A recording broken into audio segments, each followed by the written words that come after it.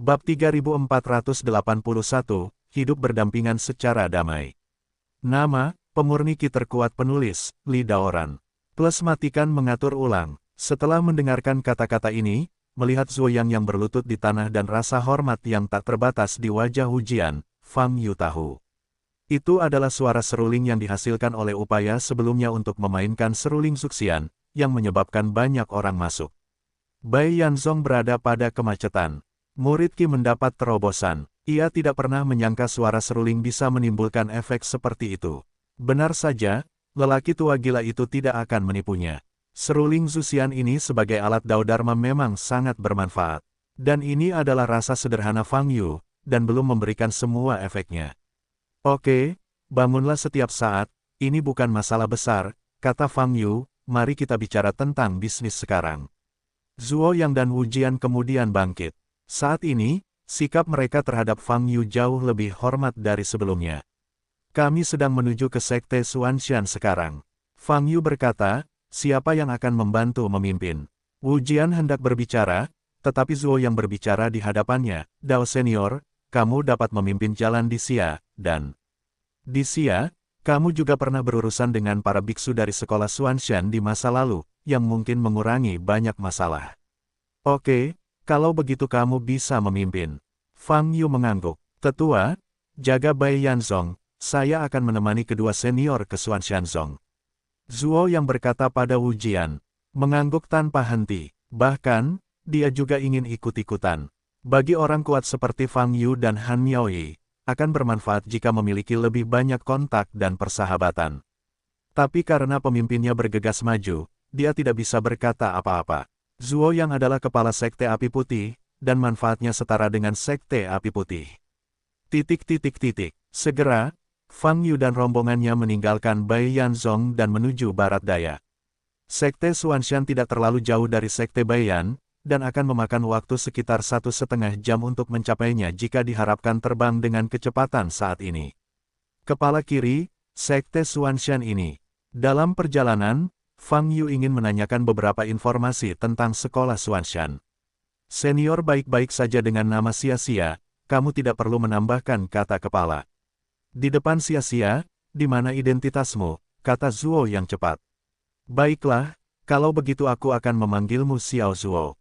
Fang Yu berkata, Xiao Zuo, saya telah mengatakan sebelumnya bahwa Sekte Baiyan masih belum mencapai peringkatnya, jadi apakah Sekte Xuanshan memiliki peringkat? Senior, Sekte Xuanshan masih jauh lebih kuat dari Bai Yanzong kita, jika tidak, Su Feng tidak akan terpilih sebagai pemimpin aliansi 100 sekte. Zuo yang menjawab, Sekte Xuanshan berada di bawah kendalinya, setidaknya di sekitar semua sekte dari Sekte Xuanshan berpikir bahwa Sekte Xuanshan dapat disebut sekte kelas 10. Peringkat 10, ini harusnya kelas terendah. Fang Yu bertanya, ya, peringkat ke-10 memang peringkat terendah di antara peringkat, tapi, di hutan belantara selatan, sebagian besar sekte bahkan tidak memiliki peringkat. Sudah sangat bagus untuk memiliki peringkat ke-10. Zuo kata Yang, kepala sekte kelas 10 secara logis dapat menjadi pemimpin aliansi ratusan sekte. Fang Yu menyipitkan matanya dan memiliki pemahaman umum tentang keseluruhan kekuatan sekte dalam wushu. Satu pertanyaan lagi, Anda mengatakan sebelumnya bahwa sekte yang lemah hanya dapat menghindari sebagian besar bahaya melalui aliansi. Lalu, berapa banyak aliansi yang Anda miliki di wushu? Fang Yu bertanya, ini, aku benar-benar tidak mengetahuinya. Zuo berkata setelah memikirkannya sejenak, tapi menurutku jumlahnya tidak akan kurang dari 500. Berapa ukuran? Aliansi umum, sama dengan 100 aliansi yang Anda ikuti sebelumnya. Fang Yu bertanya lagi. Tidak, aliansi 100 sekte adalah aliansi kecil dan menengah, dan bahkan ada aliansi yang lebih besar, seperti aliansi Dao, yang terdiri dari lebih dari 2000 sekte dan sangat kuat, kata Zuoyang. Jika Anda mendengar nama ini, Anda akan tahu bahwa itu adalah aliansi besar, jika tidak, saya tidak akan berani menggunakan kata Wuzhou sebagai nama aliansi tersebut, kata Fang Yu. Ya, di Wuzhou, sekte kecil seperti kita semua ingin bergabung dengan aliansi seni bela diri besar. Selama kita bisa bergabung, situasi kita sangat aman. Pasukan mengawasi, kata Zuo Yang. Karena aliansi bela diri hebat ini begitu kuat, bagaimana jika dibandingkan dengan 4 kekuatan besar di Wuzhu yang dikatakan Wu Jian sebelumnya? Fang Yu terus bertanya, itu tidak sebanding. Zuo yang segera menggelengkan kepalanya dan menjawab dengan tegas, 4 kekuatan besar berada di level lain. Salah satu dari mereka ingin menghancurkan aliansi angkatan bersenjata besar. Aliansi angkatan bersenjata besar tidak memiliki cara untuk melawan. Tampaknya tidak bisa dihancurkan. Aliansi akan runtuh dalam semalam. Tentu saja, perhatian dari 4 kekuatan besar tidak pernah tertuju pada aliansi ini atau sekte kecil kita, jadi tentu saja tidak perlu mengkhawatirkan hal-hal ini. Tampaknya 4 kekuatan besar di Wuzhu menutupi seluruh langit dengan satu tangan. Fang Yu melirik Han Miaoyi dan berkata, dengan saudaraku di sini, keempat kekuatan neraka semuanya palsu, satu pukulan akan meledakkannya. Sekarang Han Miaoyi mengenakan kerudung, dia tiba-tiba berkata dengan penuh minat ketika mendengar kata-kata Fang Yu. Wajah Zuo yang di sebelahnya berubah drastis. Di Wuzhu, Anda tidak boleh berbicara omong kosong seperti ini. Kenapa kamu mendominasi tubuh lagi? Fang Yu bertanya sambil menatap Han Miaoyi. Saudara Yu, kita berada dalam kondisi hidup berdampingan, jawab Han Miaoyi. Dari sapaan dan nadanya, Anda dapat mendengar bahwa yang sedang dibicarakan saat ini adalah kesadaran ilahi hidup berdampingan. Anda belum pernah bertarung, jadi mengapa Anda bisa memasuki kondisi ini? Apakah karena suara serulingku sebelumnya? Fang Yu bertanya, aku tidak tahu apa yang terjadi, tapi itu karena suara seruling. Han Miaoyi menjawab, setelah mendengar suara seruling, dia keluar dari sangkar. Kakakku pasti melakukan ini dengan sengaja. Dia hanya tidak menyukaimu, dia lebih menyukaiku. Jadi dia memainkan seruling untuk mengeluarkanku dan membuatmu marah. Sedikit, Han Miaoyi menjulurkan lidahnya dengan ekspresi yang sangat canggung. Adegan berdebat dan bertengkar dengan diri sendiri seperti ini normal hanya di depan Fang Yu. Di mata pihak ketiga, Anda akan merasa sedikit nerotik. Pada saat ini, Zuo yang membuka matanya lebar-lebar dan menatap Han Miaoyi dengan curiga. Jika keadaan ini akan berlanjut selamanya, maka kalian harus hidup bersama dengan damai. Fang Yu memperhatikan sorot mata Zuo yang dan berbicara kepada Han Miaoyi.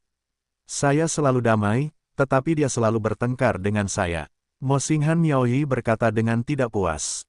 Yang membuat onar dengan tidak wajar, selalu mencari peluang untuk mundur dari saya. Saya pikir saudara Yu tahu yang terbaik, saya tidak perlu mengatakan apa-apa. Dewa Han Miaoyi berkata dengan tenang. Siapa yang menginjakmu? Mo Xing Han Miaoyi berkata dengan marah. Fang Yu sedikit tidak berdaya. Pertentangan antara dewa dan iblis kesadaran itu seperti pertentangan antara Li Huoyu dan tangisan. Begitu pertengkaran terjadi, sulit untuk dihentikan. Namun untungnya, sifat ketuhanan Han Miaoyi tampaknya masih lebih masuk akal, dan seringkali memiliki kesadaran. Iblis dua pihak yang berlawanan. Sedikit lebih masuk akal, dan bersedia untuk dilunakkan pada saat-saat tertentu, dan hubungan antara pihak-pihak yang berkonflik akan jauh lebih mudah. Senior Dao, saya masih ingin mengingatkan. Zuo yang ragu-ragu dan berkata lagi dan lagi. Ada apa? Fang Yu bertanya sambil menoleh, Senior Han berkata kepada hal-hal tentang 4 kekuatan besar. Setelah menurutku lebih baik tidak membicarakannya lagi. Tidak masalah jika tidak ada biksu lain di sekitar sini, kalau itu didengar oleh beberapa orang, di tempat lain, dan kemudian diteruskan. Kepada 4 kekuatan besar, itu akan menjadi malapetaka. Kata Zuo Yang, menurutnya, 2 senior di depannya sangat kuat, dan kekuatan mereka tidak dapat diprediksi. Tapi bagaimanapun juga, dia dibesarkan di daerah Wuzhu ini. Dapat dikatakan bahwa sejak dia berakal sehat, kengerian 4 kekuatan besar telah terukir dalam ingatannya, dan bahkan terpatri dalam darahnya. Oleh karena itu, meskipun Fang Yu telah menunjukkan kekuatan super, di alam bawah sadarnya, dia masih tidak menganggap Fang Yu memiliki kekuatan dibandingkan dengan 4 kekuatan utama. Fang Yu tidak menyukai ucapan Zuo Yang, dia bisa memahami kehati-hatian Zuo Yang. Bukankah kamu mengatakan bahwa 4 kekuatan besar tidak terlalu memperhatikan aliansi dan sekte kecilmu? Lalu mengapa mereka peduli dengan hal-hal sepele seperti yang kita banggakan? Fang Yu bertanya, ini berbeda, meskipun keempat kekuatan hanya saling memandang, jika ada yang berani memfitnah mereka di depan umum, maka siapapun akan melakukannya. Bahkan seorang gelandangan di jalan tidak diperbolehkan berbicara omong kosong kepada 4 kekuatan. Kalau tidak, selama mereka mengetahuinya, gelandangan itu akan berakhir. Bahkan para biksu yang mendengarkan omong kosong gelandangan itu, harus mengikuti semuanya sampai akhir. Zuo yang menjilat bibirnya yang kering dan berkata, pokoknya, di Wuzhu, yang terbaik adalah tidak menyebutkan 4 kekuatan utama, maka itu akan sangat mudah. Ini terlalu berlebihan. Fang Yu sedikit terkejut. Ini adalah 4 kekuatan utama, jawab Zuo Yang. Ngomong-ngomong, aku punya pertanyaan penting lainnya yang lupa kutanyakan. Fang Yu memandang Zuo Yang dan memikirkan sesuatu, lalu berkata, senior bisa mengajukan pertanyaan apapun secara langsung, dan saya harus mengetahui segalanya dan mengatakan segalanya. Zuo Yang berkata dengan tulus, kamu berasal dari kelompok etnis mana? Fang Yu bertanya, suku. Mendengar pertanyaan ini, Zuo Yang jelas terkejut. Reaksi ini menyebabkan mata Fang Yu bergerak sedikit. Ketika dia berada di alam Suyuan sebelumnya, para biksu di sana tidak mengetahui kelompok etnis, hanya dari kekuatan apa mereka berasal. Mungkinkah hal ini juga terjadi di dunia yang biadab ini? Kelompok etnis, saya tidak mengetahuinya, jawab Zuo Yang.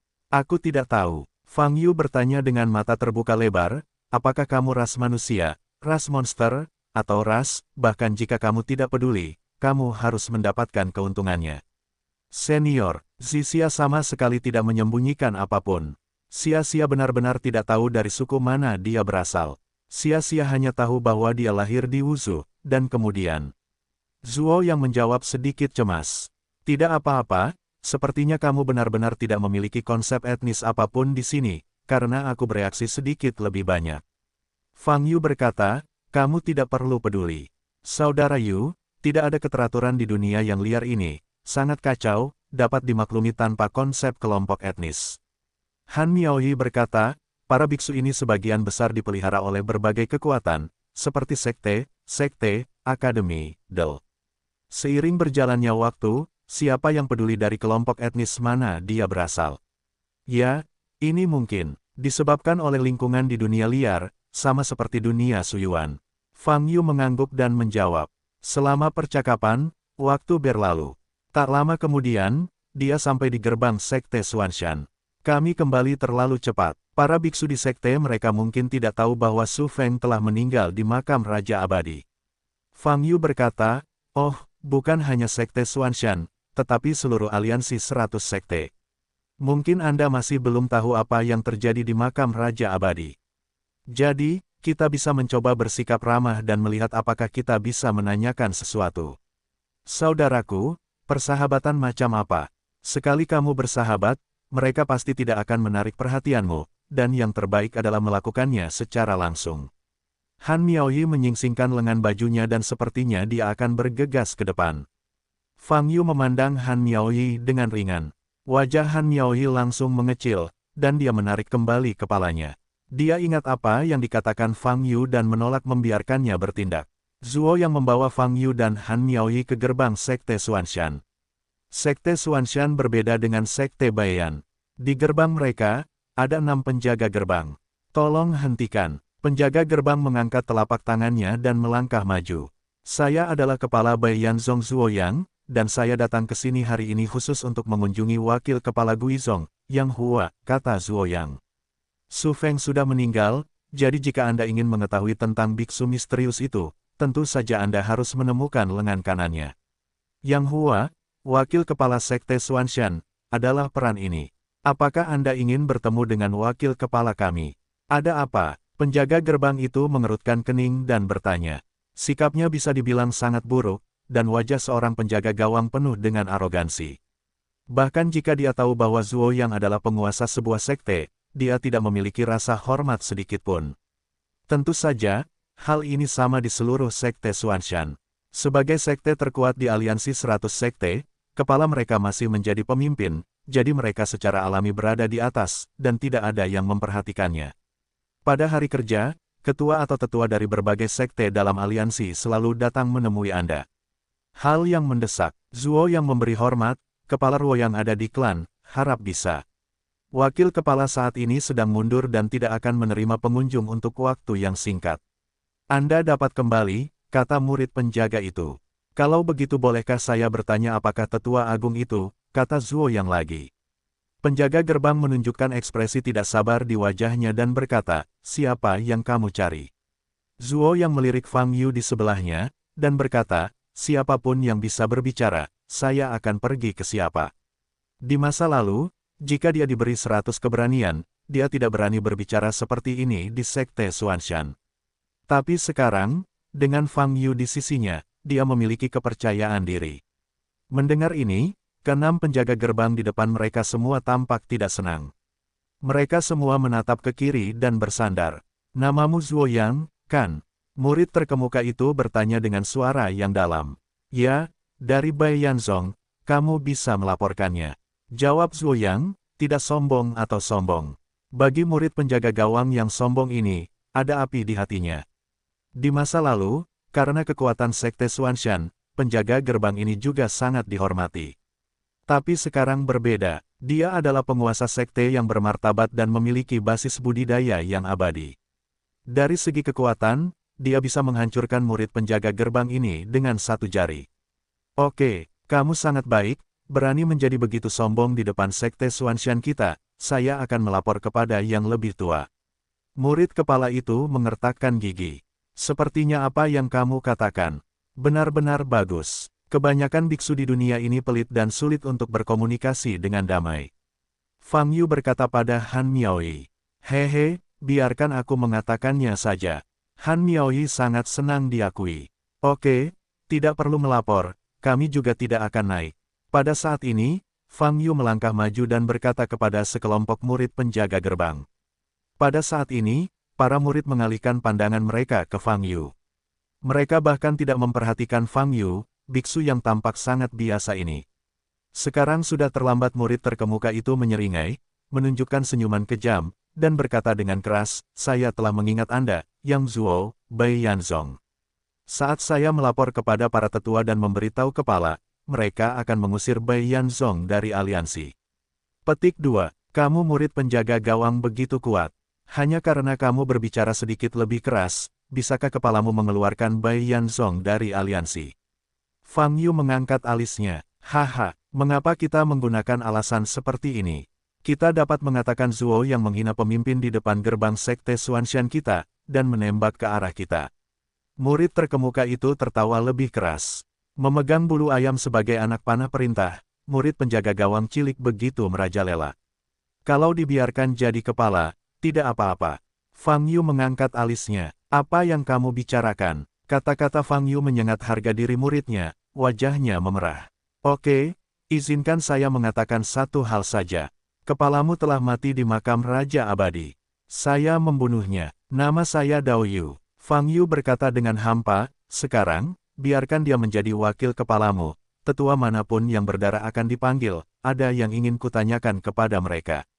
Setelah kata-kata ini diucapkan, wajah keenam murid penjaga gawang di depan mereka semua berubah. Mereka membuka mata dan menatap Fang Yu. Tidak bisa berkata-kata. Kepalanya sudah mati, dibunuh olehnya. Kamu, sebaiknya kamu berhenti bicara omong kosong. Kamu, murid terkemuka itu memelototi Fang Yu, wajahnya pucat.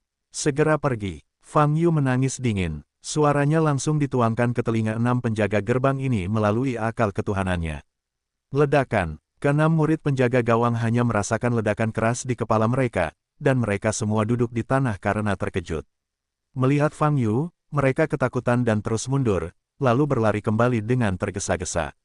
Zuo yang berdiri di samping, wajahnya juga kaget. Dia tidak menyangka Fang Yu akan langsung berbicara tentang pembunuhan Su Feng. Namun, untuk pendekatan ini, dia merasa lega. Selain itu, dia tidak bisa mengganggu apa yang akan dilakukan oleh orang kuat seperti Fang Yu. Itu harus dilakukan. Apa menurutmu orang-orang itu terlihat terlalu berhutang? Kata Han Miaoyi di sebelahnya. Setelah beberapa saat, desir, desir, desir, nafas beberapa basis budidaya muncul, dan suara siulan terdengar dari ketinggian. 16 biksu menukik ke bawah dan sampai ke gerbang Sekte Xuanshan.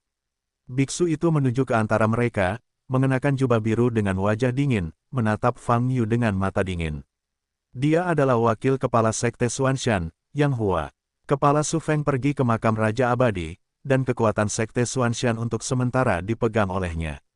Yang Hua jelas mengenali Zuo Yang, sedikit mengernyit, dan bertanya, Zuo Yang, apa maksudmu? Siapa yang membawanya? Zuo Yang membungkuk tanpa kesombongan dan berkata, ini senior Dao Yu. Dao Yu, nama ini sangat asing bagi Yang Hua dan para tetua di sampingnya. Dao Yu, kamu baru saja mengatakan bahwa kamu adalah kepalanya. Yang Hua menatap Fang Yu dan berkata dengan suara yang dalam. Saya membunuh Su Feng di makam Raja Abadi. Fang Yu berkata dengan ringan, tapi sebelum membunuhnya, aku lupa bertanya padanya, jadi aku di sini untuk bertanya pada kalian sekarang. Begitu ucapan ini keluar, ekspresi Yang Hua dan para tetua berubah. Su Feng sudah mati. Jika ini benar, maka itu akan menjadi pukulan besar bagi Sekte Xuanshan. Tidak, ini tidak mungkin. Berapa lama Su Feng pergi ke makam Raja Abadi? Jika Dao Yu ini benar-benar membunuh Su Feng, pasti tidak mungkin muncul di sini di Sekte Xuanshan secepat ini. Tahukah Anda, dari Wuzu ke Endless Plane, butuh waktu beberapa bulan untuk bolak-balik. Tidak peduli seberapa cepatnya, tidak akan kurang dari 20 hari. Tapi masalahnya adalah, Zuo yang membawa biksu seperti itu ke sana, mengatakan bahwa kepanikan seperti itu mungkin menyebabkan dia bunuh diri. Apa gunanya? Kamu pikir kamu berlari dan mengoceh dengan santai, kami akan mempercayaimu. Kamu, kata Yang Hua dengan wajah jelek. Ledakan. Namun, sebelum dia selesai berbicara, terjadi ledakan di depannya. Pada saat ini, Fang Yu melepaskan aura yang kuat. Cahaya ungu berkedip di tubuhnya. Ini adalah nafas milik iblis pertama dari 10.000 cara. Fang Yu sudah memikirkannya, di dunia liar, dia akan berpura-pura menjadi identitas ras iblis. Bum bum bum, nafas sombong ini langsung menyelimuti kuartet. Di Yang Hua di langit, masih ada sekelompok tetua, dan basis budidayanya ada di antara Dewa Hedao atau Keiyuan. Menghadapi paksaan yang mengerikan ini, wajah mereka penuh ketakutan. Baru pada saat itulah mereka menyadari bahwa kultivator laki-laki berkulit gelap dan berpenampilan polos berdiri di sana tanpa rasa keberadaan. Saya khawatir dia memiliki kemampuan untuk menghancurkan mereka secara instan. Seorang biksu yang bisa mengeluarkan nafas seperti itu mampu membunuh Su Feng, dan itu normal. Aku juga tidak ingin membunuhmu, sebaiknya kamu menjawab pertanyaanku dengan patuh. Cahaya ungu samar muncul di pupil Fang Yu. Saat ini, dia tidak memiliki aura Fang Yu di masa lalu, dia tampak seperti Dao Yu. Kata-kata ini membuat Yang Hua dan para tetua lainnya pucat. Mereka saling berpandangan satu sama lain, dan mereka semua melihat ketakutan di mata satu sama lain. Yang Hua bereaksi lebih dulu, jatuh dari udara dan langsung berlutut di tanah. Set, ho, para tetua lainnya mengikuti, berlutut di tanah satu demi satu. Fang Yu mengangguk puas, baru kemudian napasnya mereda. Dan saat ini di dalam sekte di belakang, sekelompok murid penjaga gerbang baru saja berlari ke bawah, ingin melihat pemandangan Xiao Zuo Yang dan Fang Yu. Tanpa diduga, mereka melihat Yang Hua dan para tetua berlutut di depan Fang Yu. Ini, warna kulit dari kelompok murid penjaga gawang ini menjadi pucat dalam sekejap. Saya tahu bahwa Su Feng mendapat berita tentang makam Raja Abadi dari seorang biksu. Fang Yu berkata, yang ingin saya tanyakan, adalah informasi tentang biksu ini. Yang Hua menatap Fang Yu, dan menjawab, saya hanya tahu, biksu itu, kepala biksu, bertemu di sebuah jamuan makan di Wuzu, dan kemudian kami menghubungi. Tetapi apa sebenarnya yang mereka bicarakan? Kepalanya tidak pernah terungkap, dan saya tidak punya hak untuk menanyakannya. Dengan kata lain, Anda tidak tahu apa-apa tentang biksu ini. Fang Yu bertanya sambil menyipitkan mata. Yang Hua dan para tetua mengangguk. Kapan kamu mengetahui berita tentang makam Raja Abadi? Fang Yu mengerutkan kening dan bertanya lagi. Kami juga mengetahui berita ini di konferensi aliansi, ketika ketua partai mengumumkannya di depan umum. Jawab Yang Hua. Su Feng benar-benar tidak memberitahumu sebelumnya. Fang Yu mengerutkan kening dan berkata, bukankah dia kepala? Bukankah dia perlu mendiskusikan keputusan ini dengan kalian, para senior? Yang Hua dan para tetua menggelengkan kepala. Kepala, selalu, sewenang-wenang dan tidak peduli dengan pendapat kita. Yang Hua mengertakkan gigi dan berkata, masalah rahasia seperti ini tidak akan diberitahukan kepada kami sebelumnya. Baiklah, beritahu saya, di jamuan makan manakah Su Feng bertemu dengan biksu itu? Fang Yu bertanya, itu terjadi di pesta pernikahan keluarga Nian di Wusu. Jawab Yang Hua, Mulai sekarang, Akan ada 3 bab sehari, tetapi jumlah kata dalam pembaruan akan tetap sama, sekitar 6.000 kata, yang berarti bab-bab tersebut akan dikurangi Wuzu Nianjia. Fang Yu menyipitkan mata sedikit dan bertanya, apa arti pesta pernikahan? Menikah, memiliki anak, ini sepanjang tahun patriark keluarga Nian, dan berhasil menerobos ke alam asal campuran, jadi dia mengundang banyak kekuatan di Wuzu untuk berpartisipasi dalam perjamuan. Yang Hua menjawab, kepala keluarga bertemu dengan biksu di perjamuan itu.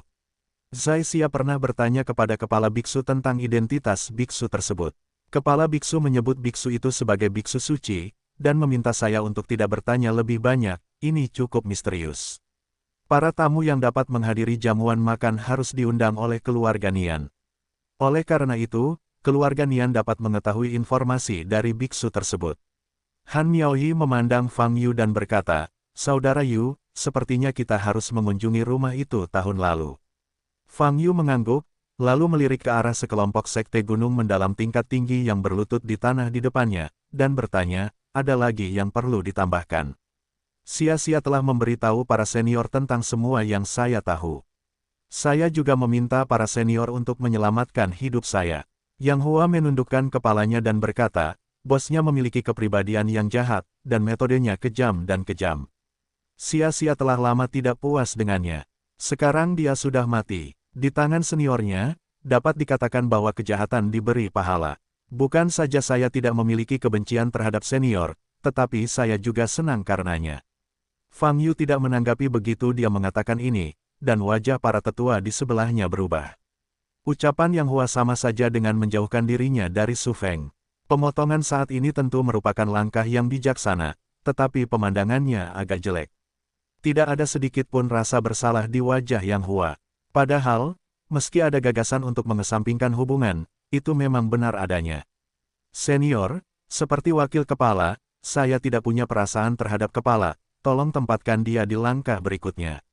Senior, selanjutnya, pada saat ini, para tetua di sekitarnya menyadari bahwa mereka juga mengikuti Yang Hua untuk melakukan potongan. Dalam adegan ini, Zhuo Yang, yang berdiri di samping Fang Yu, diam-diam menggelengkan kepalanya. Su Feng memang bukan apa-apa, tapi wakil kepala dan tetua ini memilih sendiri seperti ini, yang juga terlihat sangat lucu. Yah, aku tidak akan membunuhmu untuk saat ini. Fang Yu berkata dengan ringan, tidak masalah apakah kamu ada hubungannya dengan Su Feng, dia sudah mati. Terima kasih senior karena tidak membunuh. Yang Hua segera bersujud, para tetua di dekatnya juga melakukan kowtow. Tapi, Fang Yu mengulurkan tangan kanannya, sebuah cahaya menyala di tangannya. Lebih dari selusin sinar cahaya masing-masing tenggelam ke dahi anggota tingkat tinggi sekte Xuanshan di depan mereka. Yang Hua dan para tetua mengguncang tubuh mereka, dan kemudian wajah mereka menjadi pucat. Ada tanda yang terukir di jiwa mereka. Dengan cara ini, hidup dan mati mereka berada di bawah kendali Fang Yu di depan mereka. Saya tidak akan menggunakan Anda untuk saat ini, tetapi Anda mungkin perlu menggunakannya nanti. Fang Yu berkata, tunggu dulu. Setelah berbicara, dia melihat ke kiri dan ke atas. Kamu harusnya tahu di mana keluarga Nian. Fang Yu bertanya, aku tahu. Zhuo yang segera menjawab, kalau begitu, pimpin jalannya, kata Fang Yu. Ya, Zhuo yang menjawab dengan hormat, dan terbang kembali bersama Fang Yu dan Han Miaoyi. Fang Yu dan rombongannya pergi lama sekali sebelum kerumunan Yang Hua berani berdiri. Pada saat ini, Yang Hua dan kelompok tetua di sebelahnya terlihat sangat jelek. Sebelum hari ini, mereka bahkan tidak dapat bermimpi akan menghadapi hal seperti itu. Hanya dalam 1/4 jam, hidup mereka berada di luar kendali. Kepalanya, mati di makam Raja Abadi. Haruskah berita ini diblokir atau, seorang tetua bertanya dengan wajah pucat dan gemetar. Diblokir, bagaimana cara memblokirnya? Sekarang nyawa kita hilang. Tetua lainnya membalas. Sebaiknya, jangan bicara omong kosong, jangan lupakan tanda di jiwa. Yang Hua menoleh dan berkata dengan suara yang dalam. Kelompok Xuanshan Zong berlutut begitu cepat. Dalam perjalanan menuju rumah Nian, Han Miaoyi berkata dengan sedikit kesal.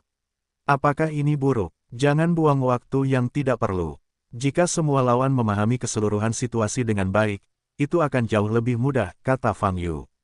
Tentu saja tidak bagus. Kalau semua lawan kita seperti ini, bagaimana kita masih punya kesempatan untuk mengambil tindakan di masa depan.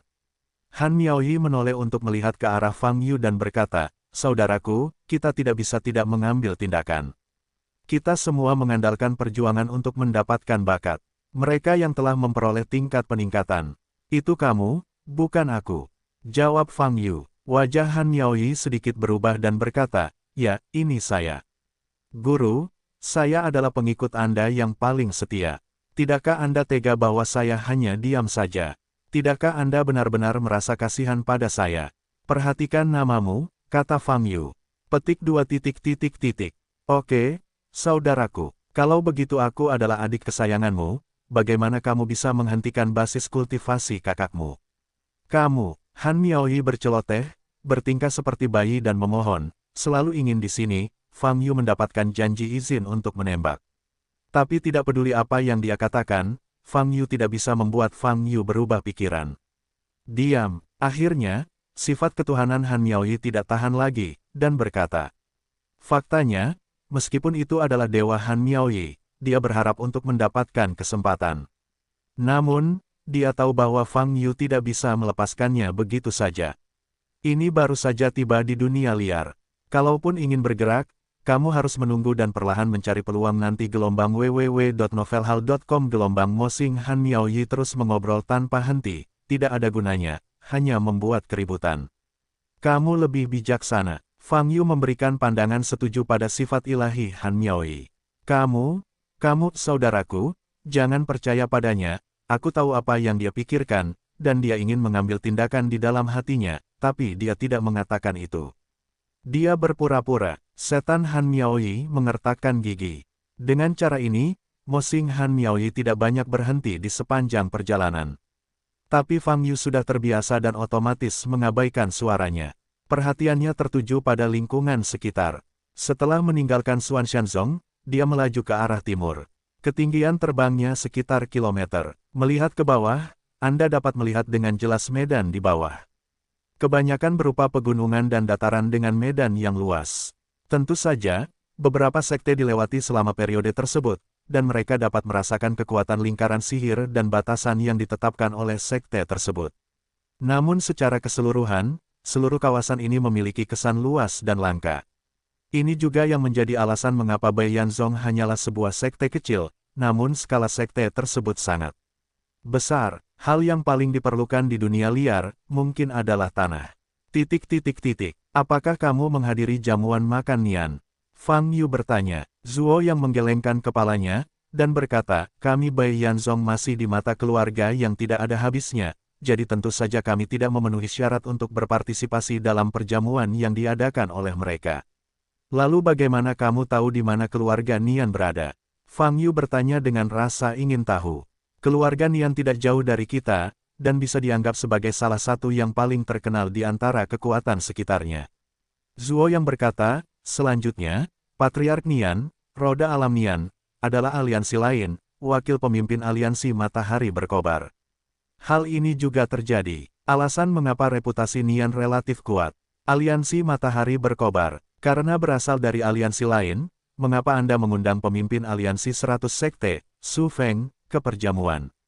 Fang Yu bertanya-tanya, "Senior, hubungan antar aliansi belum tentu antagonisme, kebanyakan netral, dan ada juga yang bersahabat." Zuo yang menjawab, "Hubungan antara aliansi Baizong dan aliansi Matahari Berkobar, bersahabat, karena sebagian besar alasannya, itu karena Su Feng memiliki hubungan pribadi yang baik dengan Nian Jinglun. Menurut pernyataanmu sebelumnya, kekuatan aliansi Matahari Berkobar seharusnya lebih kuat dari aliansi 100 sekte." Fang Yu bertanya. "Ya, jauh lebih kuat," jawab Zuo Yang. Fang Yu mengangguk dan tidak bertanya lagi. Tidak butuh waktu lama sebelum mereka sampai di rumah Nian. Nianjia juga terletak di ujung selatan Wuzhou, di daerah yang relatif terpencil. Namun setelah mendekati rumah Nian, ia memasuki area yang lebih banyak terdapat aktivitas biksu. Tempat ini adalah distrik Yancheng, dengan lebih sedikit sekte dan lebih banyak anggota keluarga. Zuo yang memperkenalkan. Berdiri di depan gerbang rumah Nian, Zuo yang mengungkapkan niatnya kepada penjaga di depan gerbang. "Saudaraku, ini harus dilakukan lagi." Han Miaoyi berbisik. "Belum tentu, aku tidak melakukannya sekarang, kata Fang Yu. Tidak semuanya penakut. Keluarganya begitu besar tahun ini, mereka pasti tidak akan menyerah begitu saja. Han Miaoyi berkata dengan tegas. Fang Yu tersenyum dan tidak berkata apa-apa. Karena keluarga Nian memiliki hubungan yang baik dengan Su Feng, dia yang membunuh Su Feng tentu saja akan kesulitan berkomunikasi secara ramah dengan keluarga Nian. Namun, di dunia liar, Fang Yu masih ingin bersikap rendah hati. Jika Anda tidak bisa melakukannya, Anda tidak bisa melakukannya. Jika lelaki tua gila itu tetap berada di bola kertas itu, dia menyimpannya di dalam hatinya. Setelah Zuo yang berbicara dengan penjaga gawang, Han Miaoyi menyipitkan matanya dan berkata, "Ayo, ini." Mereka harus melakukannya. Namun setelah beberapa detik, Zuo yang berjalan kembali sendirian. Sedangkan untuk rombongan penjaga belum ada tanda-tanda akan melakukan tindakan apapun, mereka masih tegas dan menjaga pintu gerbang. "Senior, saya baru saja bertanya kepada penjaga keluarga Nian. Mereka bilang roda tahun baru tidak ada di rumah dan mereka akan pergi ke distrik Yancheng untuk mengikuti pelelangan pagi ini," kata Zuo Yang. "Di mana pelelangannya akan diadakan?" Fang Yu bertanya. "Rumah lelang paling otoritatif di distrik Yancheng disebut Rumah Lelang Ling. Meskipun penjaga tidak mengungkapkan keberadaan spesifiknya, jika sepanjang tahun baru benar-benar berpartisipasi dalam pelelangan, kemungkinan besar rumah itu berada di Rumah Lelang Ling," kata Qiri Yang. "Kalau begitu ayo langsung pergi," kata Fang Yu. "Baiklah, senior, tolong terus ikuti dan paksakan," kata Zuo Yang. Meninggalkan rumah Nian, memasuki area pusat distrik Yancheng. Para biksu yang datang dan pergi ke sini semuanya mengenakan kostum yang berbeda-beda, dan banyak dari kostum tersebut memiliki tanda khusus, yang mewakili dari mana mereka berasal. Jalannya lebar dan tidak banyak bangunan, tapi masing-masing bangunan sangat besar. Sebagian besar bangunan tersebut merupakan rumah beberapa keluarga besar, dan sebagian kecil merupakan tempat usaha, balai lelang dan sejenisnya. Ngomong-ngomong, rumah lelang Ling ini seharusnya dibuka oleh keluarga bermarga Ling. Fang Yu bertanya sambil berjalan di jalan. "Ya, para pendahulu, rumah lelang keluarga Ling telah dibuka di seluruh hutan belantara selatan." Zuo yang berkata, "Adapun keluarga Ling, ia memiliki kekuatan dan latar belakang yang sangat menakutkan. Ini adalah keluarga kuno di Great Yuanzhou, reputasinya bagus, statusnya sangat tinggi." "Oh," Fang Yu mengangguk. Dilihat dari peta sebelumnya, Great Yuanzhou terletak di area tengah hutan belantara selatan, cukup jauh dari Wuzhou ini. Saat ini, dia tidak perlu tahu banyak. Dalam perjalanan, semakin dekat dengan lokasi rumah lelang Ling, lingkungan sekitar berangsur-angsur berubah. Di kedua sisi jalan di depan, tiba-tiba mulai tampak jelas penjaga berbaju besi perak dan penjaga bersenjata lengkap di kedua sisi jalan. Sejak awal ruas jalan ini, jumlah biksu di sekitarnya telah berkurang secara signifikan. Suasananya pun berubah dari semula semarak menjadi sangat berat. "Bagaimana situasinya?" Fang Yu melihat ke jalan di depan. Jalannya masih panjang, tapi sepanjang perjalanan, ada penjaga di kedua sisi yang menjaganya. Ini, ekspresi Zuo yang juga berubah. Dia telah mengunjungi distrik Yancheng berkali-kali, dan tentu saja dia juga pernah ke rumah lelang Ling di sini. Tapi dia belum pernah melihat formasi seperti itu. "Berhenti, tunjukkan surat undangannya." Sebelum berjalan ke ruas jalan ini, para penjaga di kedua sisi yang berdiri di depan segera meletakkan tombak di tangannya, membentuk salib, menghalangi jalan ke depan. Tindakan ini mengubah wajah Zuo Yang. "Penjaga di depan Anda ini tidak mudah pada pandangan pertama. Meskipun tidak ada tanda yang jelas pada armornya, gelombang pembunuhan yang dilepaskan darinya sangatlah kuat. Sekilas, inilah pejuang yang benar-benar berpengalaman di medan perang. Di Wuzhou, dan bahkan di seluruh hutan belantara selatan, sebagian besar pasukan hanya akan melatih biksu, tetapi tidak untuk pejuang seperti itu. Kekuatan yang dapat mengembangkan tim prajurit seperti itu, sama sekali tidak biasa. Mungkinkah 4 kekuatan besar di Wuzhou?" Mata Zuo yang terkejut. Bangunan di depan adalah rumah lelang Ling. Fang Yu bertanya sambil memandangi sebuah bangunan besar berlantai 3 di ujung. Petik 2 titik titik titik. "Ya," jawab Zuo Yang. "Jadi blokade di sini seharusnya ada hubungannya dengan lelang yang diadakan rumah lelang Ling hari ini." "Biasanya tidak seperti ini, kan?" Fang Yu bertanya lagi. "Tentu saja tidak seperti ini. Lelang tidak memerlukan surat undangan. Kamu bisa pergi jika kamu mau. Hari ini, situasinya sangat istimewa, jawab Zuo Yang. Hai saudara, saya ingin bertanya, mengapa kamu berjaga di sini hari ini? Fang Yu bertanya. Membaca. Kalau tidak ada surat undangan segera berangkat. Penjaga itu menjawab dengan dingin, tanpa ekspresi. Saya di sini untuk mengikuti pelelangan. Saya memiliki aset triliunan. Meskipun saya tidak memiliki surat undangan, saya harus menjadi tamu terhormat. Kenapa? Kata Fang Yu sambil tersenyum. Segera pergi, atau bunuh kamu. Suara kedua penjaga itu dingin, dan mereka berbicara lagi. Begitu kata-kata ini keluar, kedua penjaga di depan mereka menoleh dan menatap Fang Yu. Pada saat ini, udara mematikan yang muncul sangatlah menakutkan. Oh, apakah kamu berani meneriaki adikku? Aku, Han Miaoyi menyingsingkan lengan bajunya dan bergegas ke depan. Namun, bahunya tertahan, dan dia tidak bisa lagi bergerak maju. Jangan mengebor saat kamu melihat jahitannya. Fang Yu berkata, aku bilang kamu tidak bisa bergerak. Jika kamu ingin bergerak, aku akan melakukannya. Saudaraku, mereka membentakmu. Han Miaoyi berkata dengan sedih, aku hanya ingin membalaskan dendamu. Aku tidak butuh balas dendamu.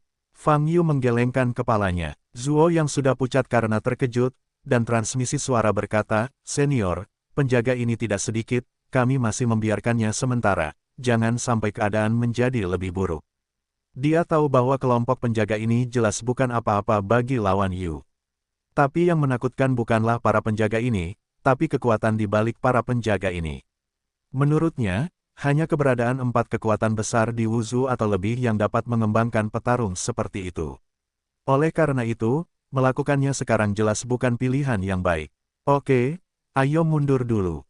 Fang Yu setuju. Tapi di permukaan, melihat sekelompok penjaga, Fang Yu menggelengkan kepalanya, menunjuk dengan marah kedua penjaga yang menghalangi jalan di depannya, dan berkata, kamu akan menyesal cepat atau lambat jika kamu menolakku orang kaya seperti itu, tamu.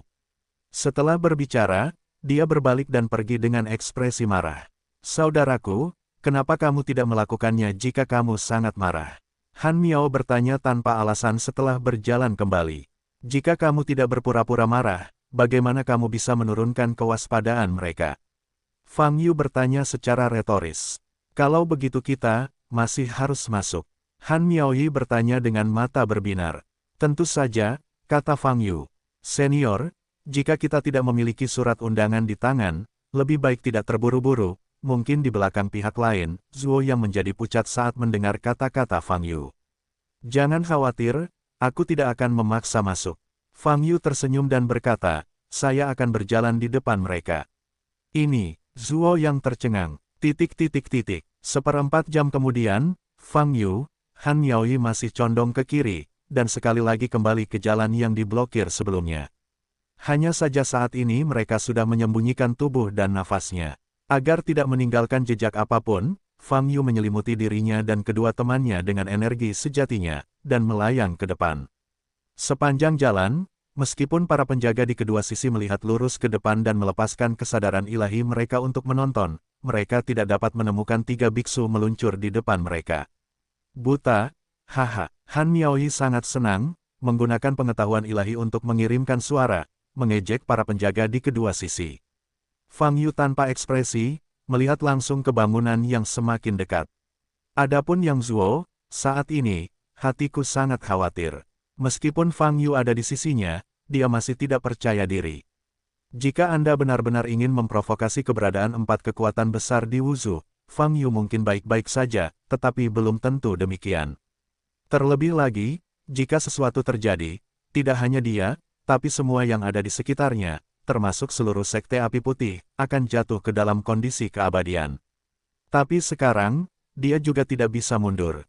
Jika tidak, Fang Yu akan marah, dan akhirnya akan tragis. Sepanjang perjalanan, dia segera sampai di gerbang rumah lelang Ling.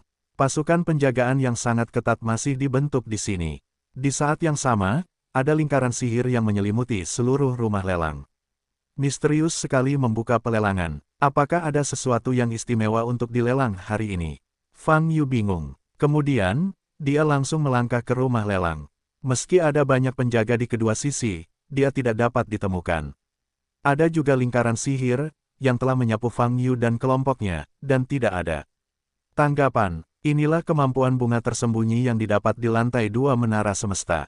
Memasuki rumah lelang ada lobi. Kapasitas internal rumah lelang ini lebih besar daripada rumah lelang manapun yang pernah dikunjungi Fang Yu sebelumnya.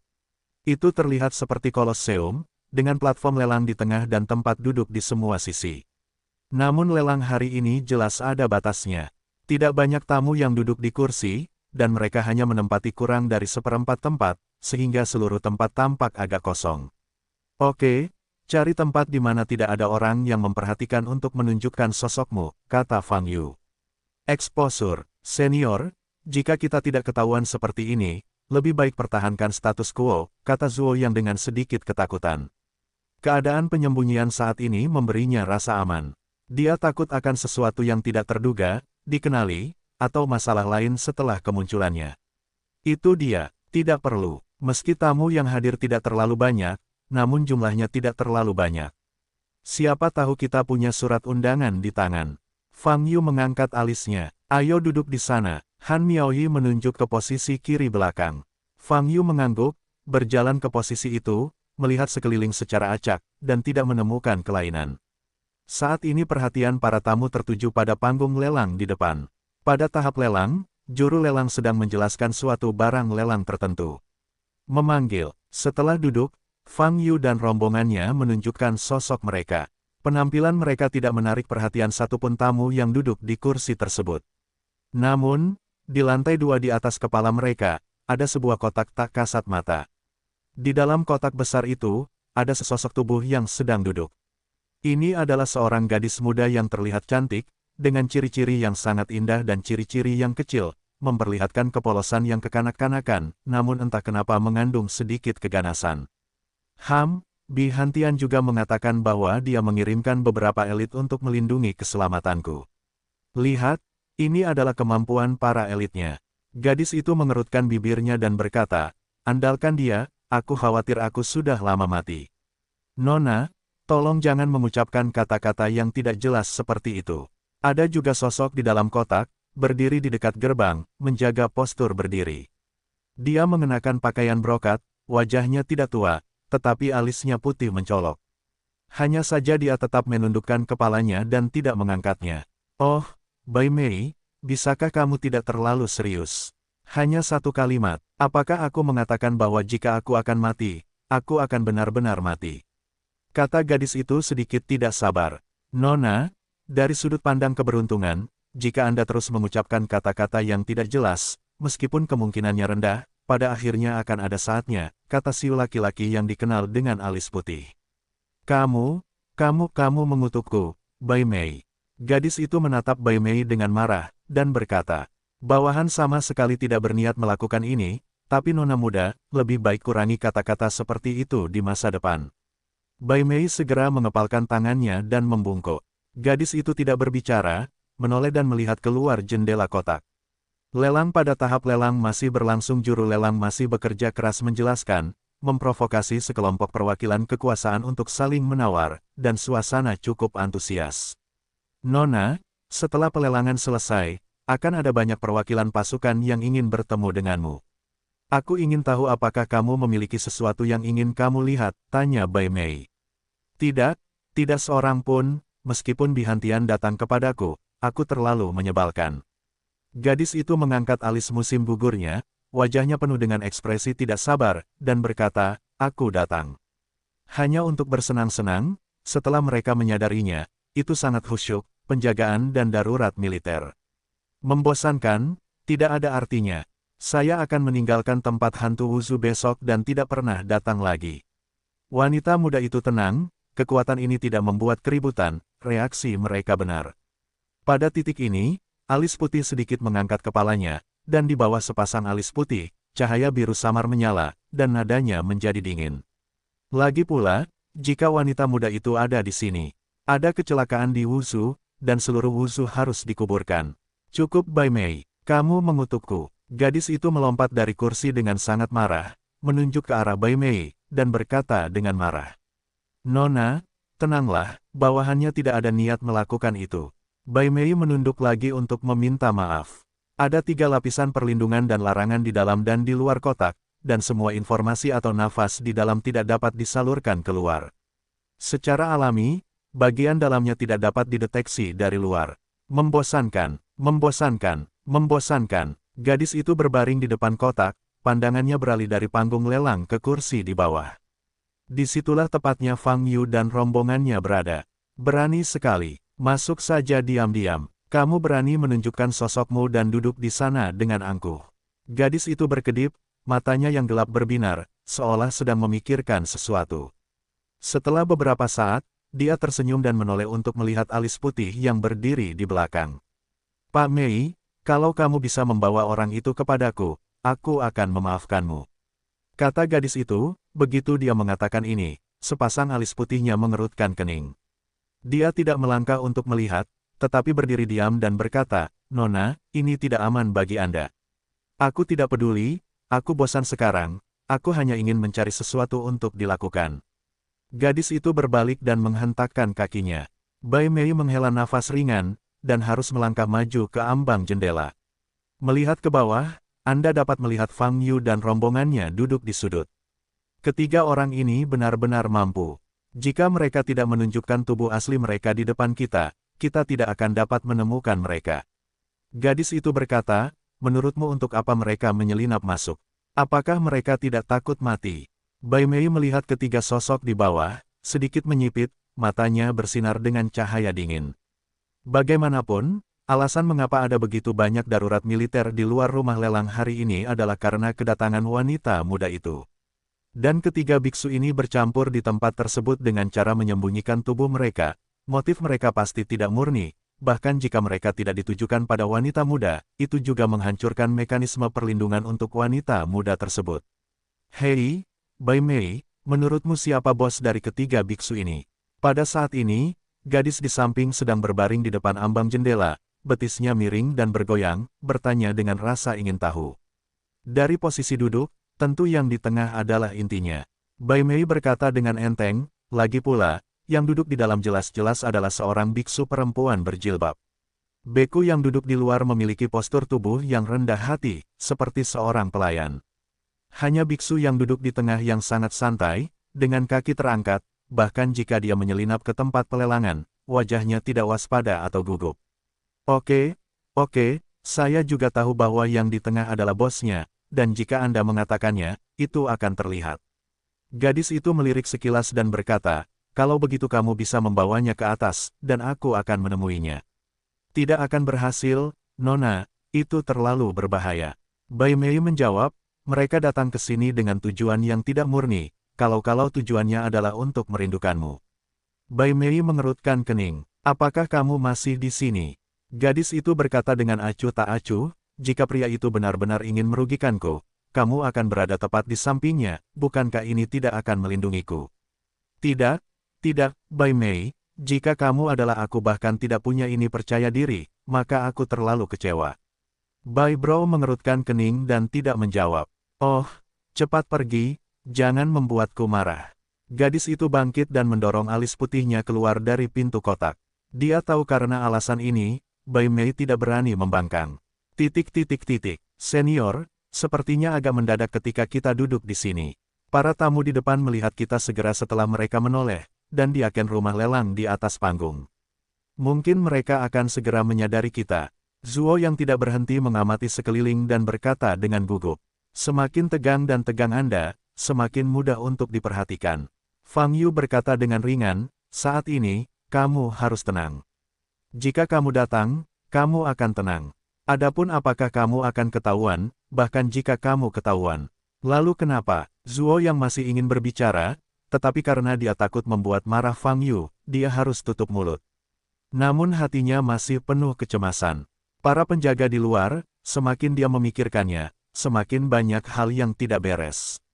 Jika itu benar-benar penjaga 4 kekuatan utama Wuzu, maka itu berarti, lelang hari ini, pasti ada anggota dari 4 kekuatan utama Wuzu yang hadir. 4 kekuatan, Zuo yang sangat ketakutan sekarang, karena takut dia akan ketahuan suatu saat nanti. Dan menilai dari situasi di tempat lelang, hanya masalah waktu sebelum mereka ditemukan. Ngomong-ngomong, Fang Yu tidak peduli sama sekali. Bagaimanapun, ini dari dunia luar, dan saya masih tidak memahami kengerian 4 kekuatan utama di Wushu. Saya harus menemukan cara untuk meyakinkan senior Dao Yu, jika tidak maka tidak akan dapat diambil kembali setelah ditemukan, pikir Zuo Yang. Anda sekarang sedang mencari lokasi roda tahun, dan kami akan melanjutkannya nanti, kata Fang Yu. Lihat, cari roda tahunnya. Pikiran Zuo yang sudah tidak ada lagi, dan dia sedikit linglung untuk beberapa saat. Ya, kalau tidak, apa yang kita lakukan di sini? Apakah menurutmu kamu benar-benar di sini untuk berpartisipasi dalam pelelangan? Fang Yu mengangkat alisnya, petik 2 titik. Oke, aku akan segera mencarinya. Zuo yang kembali sadar, mengamati para tamu di depannya dengan sangat cemas. Saudaraku, jika kita ketahuan nanti, kita pasti harus melakukannya. Pada saat itu, bolehkah aku melakukan sedikit? Aku akan membunuh prajurit kecil itu, dan menyerahkannya padamu. Bolehkah? Han Miaoyi mencondongkan tubuh ke dekat telinga Fang Yu, dia berbisik. Seberapa gigih kamu? Fang Yu memandang Han Miaoyi dan berkata, pokoknya, jangan pikirkan itu. Saudaraku, Han Miaoyi memeluk lengan kiri Fang Yu dan gemetar. Di mana kamu belajar roh jahat? Fang Yu menarik tangannya kembali, mengerutkan kening. Kejahatan macam apa? Han Miaoyi berkedip dan berkata, saya mendengar bahwa ini perlu untuk menarik lawan jenis. Aku dengar, siapa yang mengatakan itu? Tanya Fang Yu. Tapi sebelum selesai berbicara, Fang Yu memperhatikan sedikit fluktuasi aura. Sumbernya ada di atas. Fang Yu mengangkat kepalanya dan melihat ke atas. Di bagian atasnya terdapat lingkaran dinding yang menonjol, yang seolah-olah hanya hiasan. Tapi yang jelas bisa ada ruang di dalamnya, kenapa hanya hiasan melingkar? Mungkinkah? Fang Yu menyipitkan matanya, apa yang dia pikirkan? Kakak Yu, Han Miaoyi bertanya, apa yang dia katakan saat ini jelas merupakan kesadaran ilahi lagi. Petik 2 titik. Tidak apa. Fang Yu menggelengkan kepalanya dan tidak berkata apa-apa lagi. Tapi setelah beberapa saat, dia tiba-tiba ditepuk pundaknya. Tanpa peringatan, Fang Yu menoleh dan menemukan seorang biksu mengenakan pakaian brokat berdiri di belakang. Dari segi pakaian agak istimewa, sangat berbeda dengan gaya biksu yang pernah saya lihat sebelumnya. Kulitnya sangat putih, putih sampai tingkat yang aneh, dan wajahnya terlihat sangat tampan dan muda. Namun, dia memiliki sepasang alis putih bersih, yang sedikit aneh. Apakah kamu mencari sesuatu untuk dilakukan denganku? Fang Yu bertanya. Begitu kata-kata ini keluar, Han Miaoyi dan Zuo yang di samping mereka menyadari bahwa ada seorang biksu berdiri di belakang mereka. Condong ke kiri, tubuhnya kaget, wajahnya pucat. Itu ditemukan. Hancur. Ini adalah perasaan pertamanya. Nona ingin bertemu denganmu. Bai Mei berkata dengan lemah. Suaranya tidak terburu-buru atau lambat, atau emosi apapun.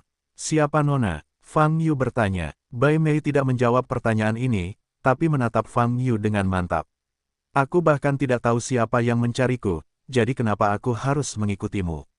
Fang Yu mengangkat alisnya. Kamu menyelinap ke tempat ini dengan tubuh dan nafasmu yang tersembunyi, dan ketika kamu memperlihatkan tubuhmu, kebetulan wanita muda itu melihatnya. Jika kamu tidak pergi, berita ini akan langsung dikomunikasikan ke rumah lelang Ling. Bai Mei berkata dengan tenang, selain itu, di luar penjaga datang dari Wushu Bijia. Fang Yu tidak bereaksi begitu dia mengatakan ini, tetapi ekspresinya di sisi kiri berubah drastis. Wushu Bijia, penjaga di luar benar-benar berasal dari salah satu dari 4 kekuatan besar di Wushu. Sudah berakhir, kali ini sudah berakhir sepenuhnya. Wajah Zuo yang pucat, dan tubuhnya sedikit gemetar. Menyinggung salah satu dari 4 kekuatan besar, dia dan Bai Yanzong akan menderita. Dia tidak tahu apakah Fang Yu dan Han Miaoyi di sampingnya bisa kabur. Tapi tidak peduli bagaimana keduanya, nasibnya pasti tidak baik. Bahkan jika Fang Yu dapat melindunginya untuk sementara, dia tidak dapat melindungi seluruh hidupnya. Cepat atau lambat dia akan tamat, dan seluruh keluarga Bai Yanzong juga akan tamat. Saat ini, Zuo yang memiliki penyesalan di dalam hatinya. Dia seharusnya tidak membawa Fang Yu untuk menemukan keluarga Nian, atau tidak boleh menyelinap ke sini. Dia sudah menebak dengan jelas asal-muasal penjaga itu, tapi dia tetap mengikutinya. Ini salahnya, Zuo Yangxin telah tenggelam ke dasar. Jadi kalau aku berjalan bersamamu, masalah ini tidak akan terungkap. Fang Yu bertanya sambil tersenyum. Melihat Fang Yu masih bisa tertawa, matanya bergerak sedikit, dan dia berkata, itu tergantung suasana hati nona muda itu. Oke, kalau begitu aku akan menyusul. Fang Yu mengangguk. Han Miaoyi juga bangun. Nona hanya ingin bertemu denganmu, kata Bai Mei. Tidak masalah, duduklah. Fang Yu berkata pada Han Miaoyi. Meskipun Han Miaoyi ingin pergi bersamanya, dia hanya bisa duduk. Fang Yu mengikuti Bai Mei, berjalan di belakang kursi, lalu menaiki tangga. Benar saja, ada kotak-kotak di lantai 2, hanya disamarkan sebagai dinding. Naiki tangga dan sampai ke lantai 2. Bai Mei membawa Fang Yu ke pintu sebuah kotak di ujung dan berhenti. Dia berbalik, menatap Fang Yu, dan tidak berkata apa-apa. Apa yang ingin dia katakan ada di matanya. Ini penuh dengan peringatan. Kemudian, Bai Mei membuka pintu. Fang Yu masuk dan melihat sekilas gadis di depannya. Mengenakan gaun berwarna merah menyala, penampilannya sehalus dan seindah boneka porselen, dan temperamennya seperti seorang putri. Kamu bisa menghitungnya, Xiao Hei, kata gadis itu sambil tersenyum. Xiao Hei, Fang Yu tertegun sejenak, dan kemudian menyadari bahwa ini karena setelah penyamaran, kulitnya sekarang agak gelap. Hanya saja dia belum pernah melihat gadis ini sebelumnya, namun gadis ini malah memberinya nama panggilannya. Kemarilah, kamu duduk dulu, ada beberapa pertanyaan yang ingin aku tanyakan padamu. Gadis itu memberi isyarat kepada Fang Yu untuk duduk di kursi di depannya. Fang Yu melirik alisnya. Bai Mei telah kembali ke sisi gadis itu dan tidak berkata apa-apa. Fang Yu mengangguk dan duduk di tempat yang ditunjuk gadis itu. Xiao Hei, kenapa kamu begitu berani? Ada begitu banyak penjaga di luar, bahkan jika kamu menyelinap ke tempat tersebut tanpa terlihat, bagaimana kamu masih berani menunjukkan tubuhmu? Gadis itu bertanya sambil tersenyum. Saya tidak menyangka akan ada kotak di atas. Jawab Fang Yu. Maka kamu tidak boleh menunjukkan sosokmu, kamu harus melakukan apa yang ingin kamu lakukan secara sembunyi-sembunyi, dan kemudian pergi tanpa terlihat, sehingga kamu bisa sangat aman. Kata gadis itu. Fang Yu sedikit mengernyit mendengar kata-kata gadis itu. Apa maksud gadis ini menemukannya? Itu saja untuk obrolan ringan. Siapa kamu? Fang Yu berpikir sejenak dan bertanya. Begitu dia mengatakan ini, mata dari alis putih di sebelahnya sedikit berubah. Namun, dia tetap tidak berbicara. Aku memikirkannya, panggil aku ikan mas kecil. Jawab gadis itu setelah mengelus dagunya dan berpikir sejenak. Ikan mas kecil, aku menanyakan nama aslinya, kata Fang Yu. Tidak masalah, aku dipanggil Xiao Liu. Gadis itu berkata dengan menantang, Xiao Hei, apa yang ingin kamu lakukan ketika kamu datang ke sini secara diam-diam? Apakah kamu tidak mencoba membunuhku? Bunuh kamu. Aku tidak tahu siapa kamu, kenapa kamu membunuhmu? Fang Yu bertanya balik. Lalu apa yang kamu lakukan di sini? Ikan mas kecil bertanya dengan mata terbuka lebar. Bukankah pelelangannya diadakan hari ini? Saya hanya ingin ikut serta dalam pelelangan. Fang Yu berkata, tetapi saya tidak tahu bahwa lelang hari ini memerlukan undangan untuk masuk, dan saya tidak ingin pergi, jadi saya hanya bisa bersembunyi secara rahasia. Masuklah. Rumah lelang Ling memberitahu Kuan Wuzu 3 hari lalu bahwa Anda tidak dapat berpartisipasi dalam lelang ini tanpa surat undangan. Mengapa Anda tidak tahu? Ikan mas kecil berkedip dan bertanya. Saya baru saja keluar dari desa pegunungan terpencil tidak lama kemudian. Fang Yu mengingat kepribadian yang dia pikirkan sebelumnya, dan berkata, kultivator wanita yang berjalan bersama saya adalah saudara perempuan saya, dan kultivator pria lainnya adalah yang asli. Kerabat jauh di Wusu. Oh, kamu masih keluar dari desa pegunungan. Pantas saja gelap sekali. Ikan mas kecil tersenyum. Tetapi ketika Anda keluar dari desa pegunungan terpencil, mengapa Anda berpikir untuk datang ke pelelangan? Barang-barang di sini sangat mahal. Pamanku berkata bahwa dia akan membawa aku dan adikku melihat dunia. Itu membuka mataku dan aku mengikutinya. Jawab Fang Yu. Tapi saudara-saudaramu berasal dari desa pegunungan, kenapa kamu menguasai teknik sekuat itu? Setelah kamu tidak terlihat, kamu sebenarnya bisa menghindari pandangan para penjaga dan aku serta Bai Mei. Ikan mas kecil itu tampak terkejut. Setiap masalah pada ikan mas kecil berusaha membongkar desain pribadi Fang Yu. Faktanya, Fang Yu tahu bahwa pernyataannya tidak dapat dipertahankan dan penuh celah. Namun, ikan mas kecil itu jelas tidak bermaksud membukanya, melainkan menghiburnya. Kalau begitu, Fang Yu juga senang berbicara omong kosong. Malu, saudara-saudari kami bertemu dengan seorang biksu tersembunyi di desa pegunungan ketika kami masih muda. Dia berkata bahwa kami cukup berbakat, jadi dia mengajari kami beberapa mantra, yang sebagian besar adalah keterampilan tubuh. Kami tidak mengetahuinya sampai kita tumbuh dewasa. Gelombang www.novelringan.com. Gelombang biksu itu ternyata adalah raja pencuri terkenal di hutan belantara selatan. Teknik tembus pandang kami dipelajari darinya. Sayang sekali aku dan adikku selalu memiliki bakat yang terbatas, jadi aku telah menguasai kemampuan ini. Aku tidak bisa melihat harapan di desa pegunungan. Jadi aku berpikir untuk datang ke kota Wushu. Kerabat, hanya beberapa hari setelah datang ke sini, aku ingin membuka mata, tapi aku tertangkap olehmu. Saat dia berkata, Fang Yu menghela nafas dan menggelengkan kepalanya. Wajahnya yang gelap penuh dengan kepahitan, dan juga mengandung ketidakberdayaan dan kepahitan terhadap kehidupan yang sulit. Namun pada kesempatan kali ini, ikan mas kecil tertawa seperti lonceng perak. Pak Mei, biar ku bilang, dia pasti lucu sekali. Hahaha, ikan mas kecil itu menghentakkan kedua kakinya dengan gembira. Reaksi seperti ini mau tidak mau membuat Fang Yu yang serius dalam berakting merasa sedikit malu dan menyentuh hidungnya. Ikan mas kecil, aku tahu kamu pasti memiliki identitas yang bagus. Tolong beri aku kesempatan untuk kembali dan terus berpartisipasi dalam pelelangan. Aku belum pernah melihat barang semahal itu. Tapi untuk melakukan set lengkap, Fang Yu adalah masih sulit. Kulit kepala terus bertindak. Xiao Hei, beritahu aku apa yang kamu minati, aku akan membelikannya untukmu. Little Cup berkata dengan serius setelah tersenyum. Petik 2 titik. Hah, Fang Yu terkejut sesaat. Saya bersimpati dengan pengalaman hidup Anda, jadi saya ingin memberi Anda sesuatu, bukankah Anda menginginkannya? Kata ikan mas kecil, guru mengajariku untuk tidak menerima hadiah begitu saja, dan membalasnya, kata Fang Yu. Benar, aku akan memberimu sesuatu, dan kemudian kamu akan membalasnya. Ikan mas kecil itu menepuk pahanya, berdiri, dan berjalan menuju Fang Yu. Tindakan ini membuat mata alis putih di sampingnya sedikit mabuk, dan mata Fang Yu bergerak sedikit. Alis putih ini tidak memancarkan jejak basis kultivasi, tetapi berdiri di sana, itu sangat menindas.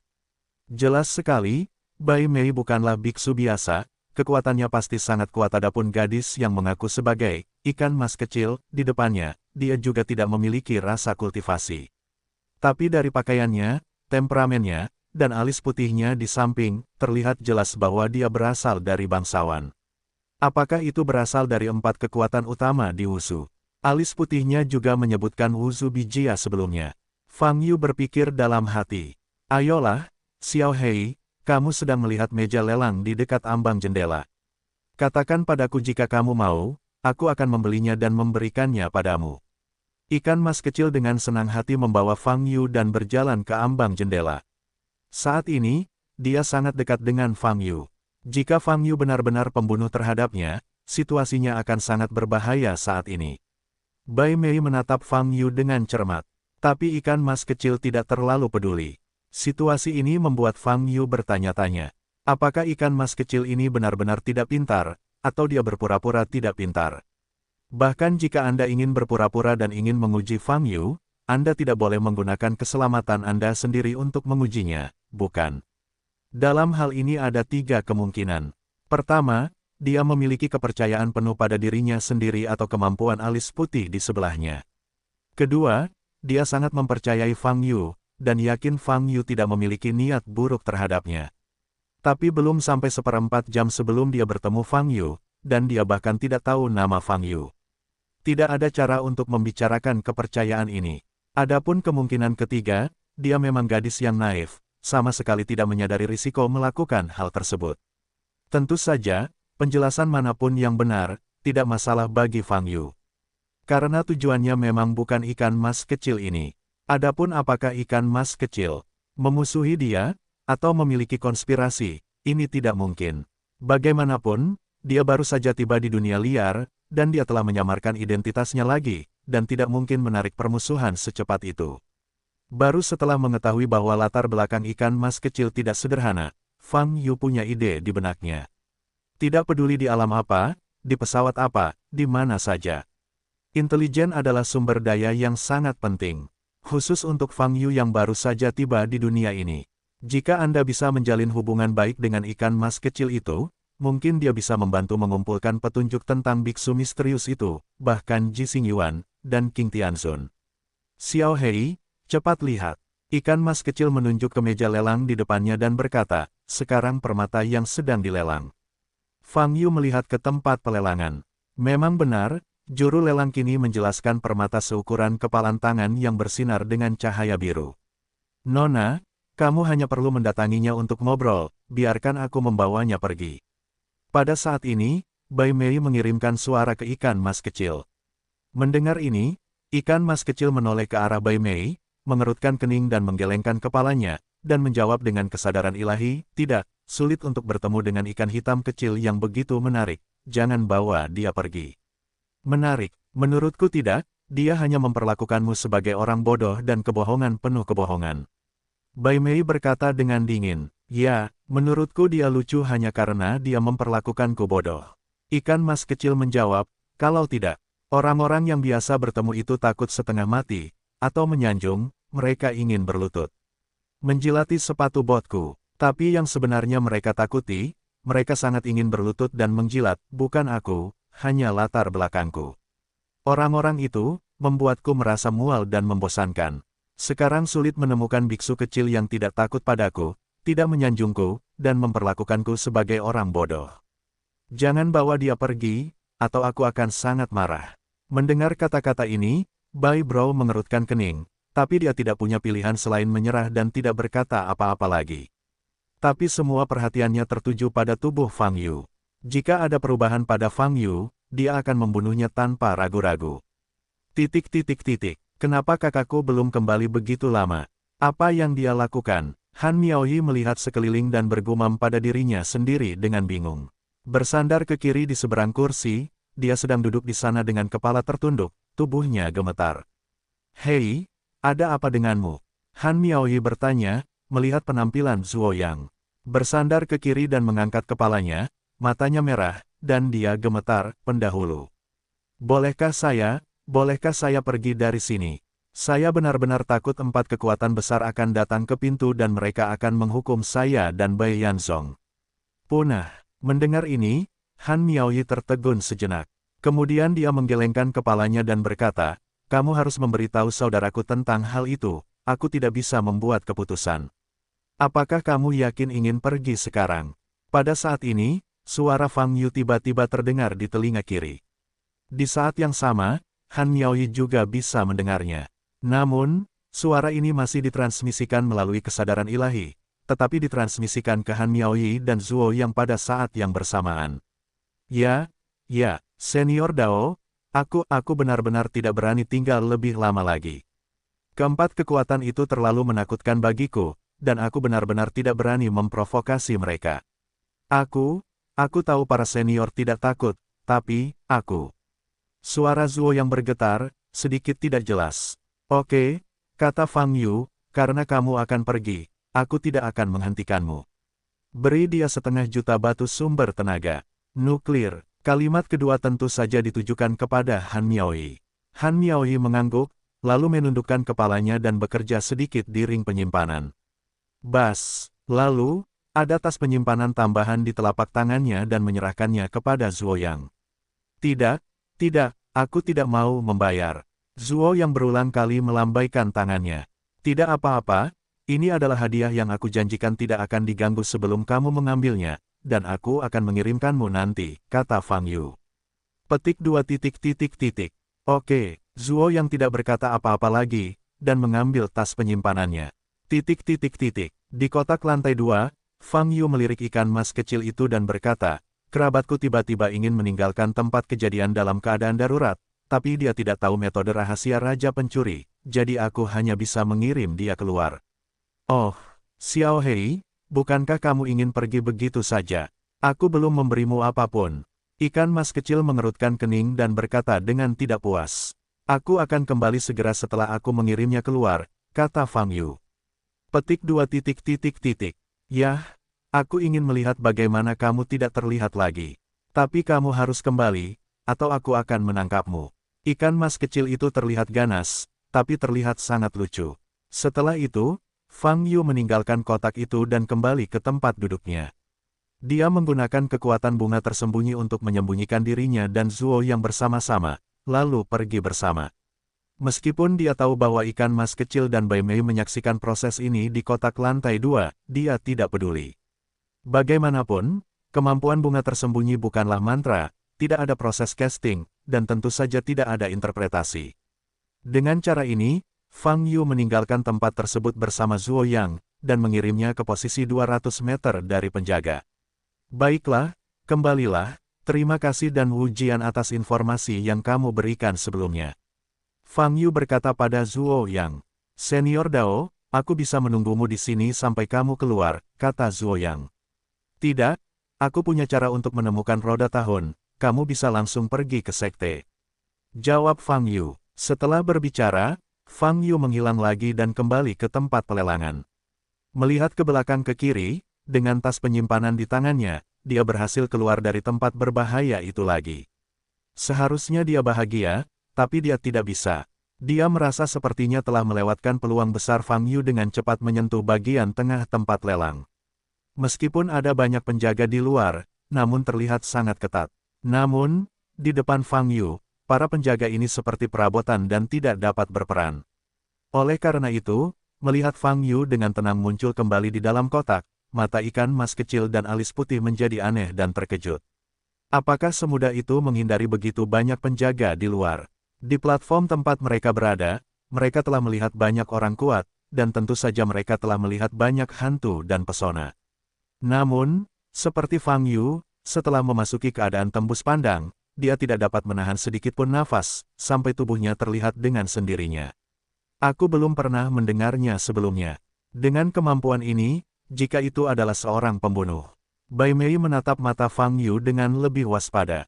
Meskipun belum ada permusuhan dalam diri Fang Yu, keberadaan faktor berbahaya seperti itu harus diwaspadai. Perlindungan wanita muda tidak boleh hilang. Xiao Hei, kamu sungguh luar biasa. Ikan mas kecil itu melompat ke depan. Fang Yu memandang gadis yang dikenalnya ini, matanya bergerak sedikit, dan berkata, itu semua berkat tuanku, dan aku hanya memiliki kemampuan ini.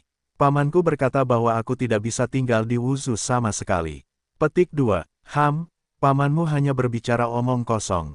Ikan mas kecil mendengus pelan, dan berkata, postur tubuhmu saja, pikirkan cara untuk menyelinap ke gudang rumah lelang, satu kali saja sudah cukup. Begitu dia mengatakan ini, Bai Mei melirik ikan mas kecil itu. Ikan mas kecil tidak setuju, menarik Fang Yu kembali ke ambang jendela.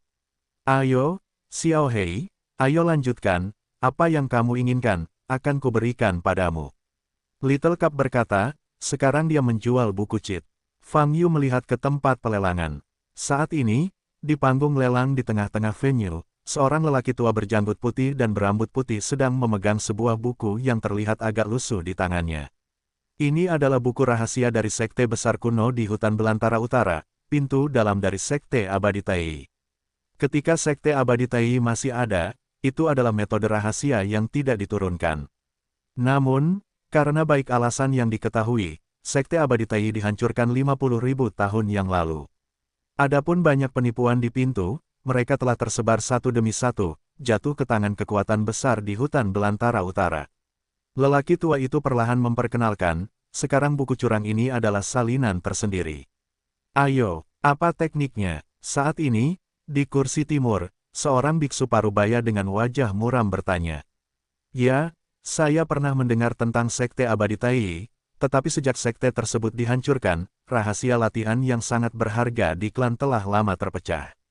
Bagaimana itu bisa mengalir ke pihak kita di hutan belantara selatan? Seorang pria berjubah mewah pria tua itu menggelengkan kepalanya dan berkata, ini rumah lelang Ling. Aku tidak meragukan kebenaran cheat ini. Ini hanya masalah harga, ucap seorang adik perempuan berkerudung dengan suara magnetis. Saya tahu keraguan para tamu terhormat, maka saya akan mengungkapkannya sekarang. Ini adalah sekte abadi Tai, teknik budidaya Tai, kata lelaki tua itu di panggung pelelangan. Formula budidaya diri Tai. Mendengar nama ini, para biksu yang hadir mula-mula mengerutkan kening, lalu menggelengkan kepala. Lelang hari ini berbeda dengan sebelumnya. Hanya biksu yang telah menerima undangan yang dapat masuk. Oleh karena itu, mereka yang dapat duduk di venue hari ini dapat dikatakan sebagai perwakilan dari kekuatan besar di Wushu. Mereka berada pada platform yang lebih tinggi dan memiliki pemahaman yang lebih luas.